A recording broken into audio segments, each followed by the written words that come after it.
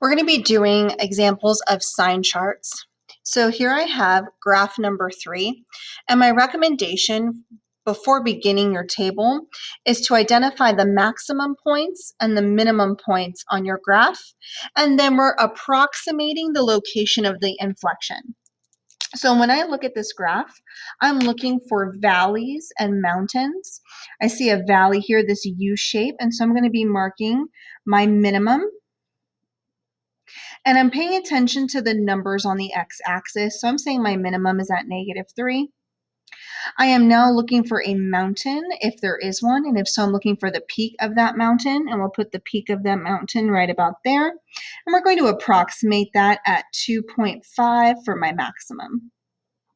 Now, the point of inflection is really about the slope of a tangent line, but we are just going to guesstimate where our point of inflection is when the mountain turns into the valley, and we're going to approximate right here in the center where x is equal to 0, and that's going to be our point of inflection for our table. So I'm going to go ahead and remove this post-it, and I'm going to start building the table. And we're going to start with a number line, the places on the graph that we pointed out. So we pointed out a point of inflection at 0. We pointed out a minimum at -3 and a maximum at 2.5. So -3, when we label it as a minimum. 0, we're going to label it as a point of inflection, and 2.5 as a maximum. Now, next up is the visual. And so what does that look like? So we're specifically looking at whether or not it's forming a U shape or a mountain shape. So a minimum starts below and it forms that U shape going up. And a maximum starts above and it makes that mountain going down. Now we are not going to do a visual for inflection, so I'm just going to keep it as an X. Now what I find very helpful is creating those horizontal lines. So -3 is a point, 0 is a point, and 2.5 is a point. Now we're going to look at each piece of those visuals. So what I'm going to do is I'm going to cover up everything except for the very first piece. So I'm going to look at where that vertical line is, cover up everything except for the first piece. And I notice that first piece of the function is going down. So I'm going to put decreasing. Then I'm going to look over at the next piece, stopping at that vertical line I drew, and noticing that it's going up. This is increasing from -3 to 0. Now we're going to stop at 2.5, and we're noticing that the function from 0 to 2.5 is increasing. And then we're going to look at the function from 2.5 on, and it's going down, so this is decreasing.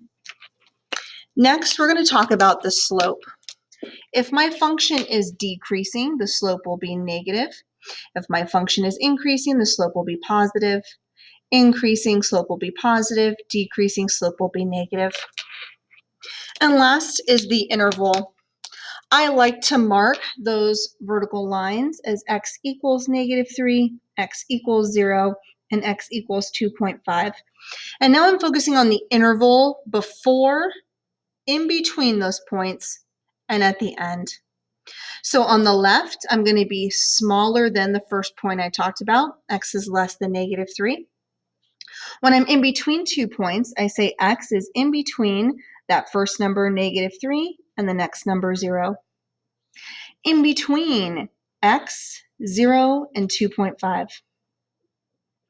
And since there's no other number on the edge, we just say everything larger than 2.5. And these are the intervals. All right, so that's dealing with one minimum, one maximum, and one point of inflection. The next example I'm going to do is graph number 4. And graph number 4 has multiple points to consider. So here is graph number 4, and I'm going to start with what I need to pay attention to on the graph. I'm looking for maximums and minimums.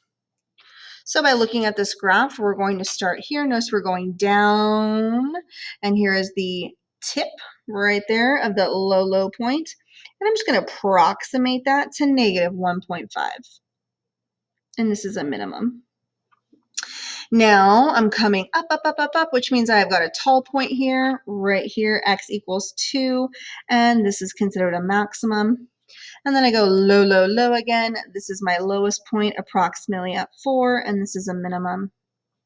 Now what I'm going to do is every time I have to go between a minimum and a maximum or a max to min, whenever I'm flipping from top to bottom, there's going to be a point of inflection, and we're guesstimating where those points are.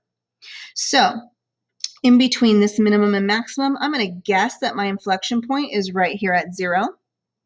And then right in between my 2 and 4, we're just going to keep it easy and guess that it's right here at 3. Now I have marked 1, 2, 3, 4, 5 pieces of my graph, which means I'm going to have 5 places on my number line that are important. So we're going to go ahead and draw a straight line. And again, your number line is representing the numbers on the x-axis. So if I have 5 points, I'm going to put 1 in the middle. And I just like to spread them out evenly so that way when I'm working down my table, I've got plenty of room. The first number I mentioned is negative 1.5, and this is a minimum. The next number I pointed out here, x is 0, and this is a point of inflection. Notice I'm labeling the types of points underneath. The next number I pointed out on my graph is 2 on the x-axis, and this is a maximum. The next thing on my graph is around 3 on the x-axis. This is a point of inflection. And last number I put on that is 4, and this is a minimum. Notice whenever I have a minimum or a maximum, there's an inflection point in between. All right, let's gonna start making some visuals. When I have a minimum, it's at the bottom, and my graph is going up. When I have a maximum, I start up above, and the graph's going down. When I have a minimum, I start below, and the graph's going up. Points of inflection don't have a visual.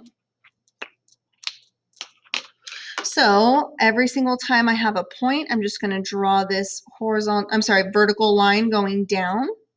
So that way it's easier for me to see the changes in the function, if it's increasing or decreasing. I also like to use a Post-it note, and I like to stop at each point. So I'm stopping at negative 1.5, and I'm specifically looking at my blue visual. So right here, I notice that my function is going down, my function is decreasing. Scrolling over, stopping at 0, my function's going up, it is increasing. Moving over to the next number of 2, my function's going up, it is increasing. Moving over to 3 is my next point, the function's going down, this is decreasing. Moving on over to the number 4, the function's going down, this is decreasing. And the last piece, the function's going up, this is increasing. So, slope of the tangent line, what would happen? So, if I have a decreasing function, my slope will be negative. Increasing function, slope is positive. Positive, negative, negative, and again, increasing means a positive slope. Last up is the intervals. So when I'm doing the intervals, I personally like to show off the x equals so that I can see those in-between points nice. And I'm just picking the numbers that I've listed here up on my number line. So anything to the left is smaller. X is smaller than negative 1.5. I'm just going to tilt this a little bit. X is in between negative 1.5 and 0. X is in between 0 and 2. X is in between 2 and 3. X is in between 3 and 4. And then anything to the right is just going to be larger than 4. And so this is focusing on the graph. We estimate the minimum, maximums, and inflection points. We show off what it looks like visually, and we're going to talk about concavity. concave up versus concave down. Function, is it increasing or decreasing? The slope for that function at that location, and the interval at which we're talking about.